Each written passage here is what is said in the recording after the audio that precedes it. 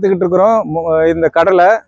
ஒருவேளை அப்படியே நம்ம யோசித்து பார்த்தோம்னா, ஆண்டவர் வாழ்ந்த காலத்துல பேதுருவும் கடல்ல மீன் பிடிக்க போயிருந்தாருன்னு நம்ம கேள்விப்பட்டிருக்கிறோம். ஒருவேளை கடல் எவ்வளவு பெருசா இருக்குல்ல.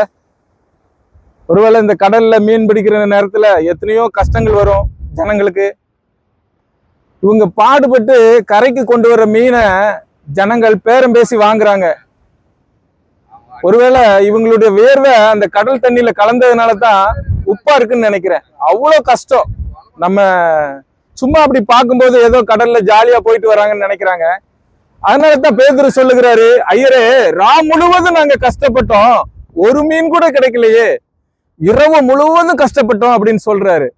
ஒருவேளை கடல்ல கஷ்டப்பட்டு அந்த மீனை பிடிக்கிறது ஒரு சாதாரண வேலை இல்லை.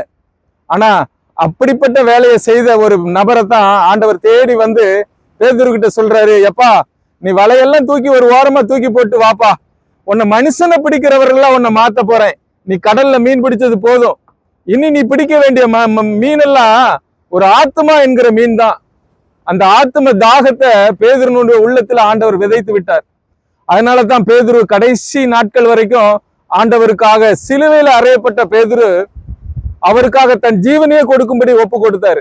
ஒருவேளை இந்த கடலை நம்ம பாக்குறோம், இந்த கடல்ல போய் மீனை பிடிச்சிட்டு வீட்டுக்கு வந்தா தான் அந்த குடும்பம் சந்தோஷமா வாழும். அவங்க கொண்டு வர மீனை வித்து அந்த பிள்ளைகள், அவங்கள படிக்க வைக்கிற காரியங்கள், வீட்டு காரியங்கள், வேலைகள் எல்லாவற்றையும் இந்த மீன் தான் இவங்களுக்கு வருமானமா கொடுக்குது.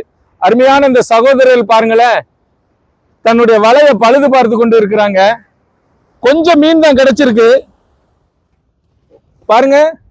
ஒருவேளை இவங்க பிரயாசத்தின் பலன் இந்த மீன் பத்தாது. எத்தனை பேர் போனாங்கன்னு தெரியாது, எவ்வளவு டீசல் செலவு பண்ணாங்கன்னு தெரியாது, எத்தனை நாள் இந்த கடலுக்குள்ள போனாங்கன்னு தெரியாது. ஒருவேளை இந்த மீன் அவங்களுக்கு பத்தாது.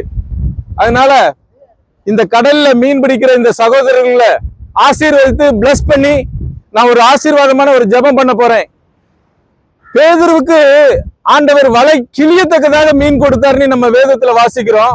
இந்த சகோதரருக்கு இனி வருகிற நாட்கள்ல இந்த போட் நிரம்பத்தக்கதாக மீன்களை தரப்போறாரு. அண்ணே, ஒரு நிமிஷம் உங்களுக்காக நான் பிரேயர் பண்ணலாமா? அன்பின் பரலோக தகப்பனே, ஒருவேளை இந்த அன்னைமாரு ஆண்டவரே பகல் முழுவதும் கஷ்டப்பட்டு அல்லது முழுவதும் கஷ்டப்பட்டு கொஞ்சம் மீனை தான் பிடிச்சிட்டு வந்திருக்காங்கப்பா. இவங்க குடும்பங்களை ஆசீர்வதிங்கப்பா, இவர்கள் குடும்ப தேவைகளை சந்திங்க.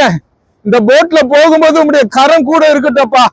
இந்த போட்ல போகும்போது வரும்போது இவர்களை பாதுகாத்துக் கொள்ளுங்க ஆண்டவரே. இந்த போட் நிரம்பத்தக்கதாக ஆண்டவரே இந்த மீன் கொடுக்கும்படியாக உங்களுடைய கரத்துக்கு கட்டளையிடுவீராக ஆண்டவரே. இந்த மீன்கள் இவர்களுக்கு அதிக வருமானத்தை கொடுக்கும்படி இயேசு கிறிஸ்துவின் நாமத்தினாலே இவர்களை ஆசீர்வதிக்கிறேன். இனி ஒரு முறை இவர்கள் இந்த போட்ல போயிட்டு வரும் பொழுது மிகுந்த ஆசீர்வாதத்தோட காணப்படும்படி ஆண்டவரே உங்களுடைய கரம் இவர்களை ஆசீர்வதிக்கட்டும். இவர்களுடைய குடும்பங்கள், போக்குவரத்து, பிரயாணங்கள் எல்லாவற்றையும் ஆசீர்வதியும். குடும்பத்திலே சந்தோஷம், சமாதானம் உண்டாகட்டும்.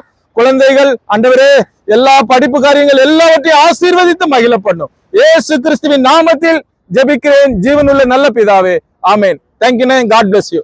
ஒருவேளை இப்படி ஒரு தம்பி வந்து பிரேயர் பண்ணிட்டு போனா அப்படின்னு நீங்க நினைப்பீங்க. அன்னைக்கு ஆண்டவருக்கு நன்றி சொல்லுங்க. Okay, thank you, God bless you. God bless you அம்மா, காட் பிளஸ் யூ தம்பி, காட் பிளஸ் யூ.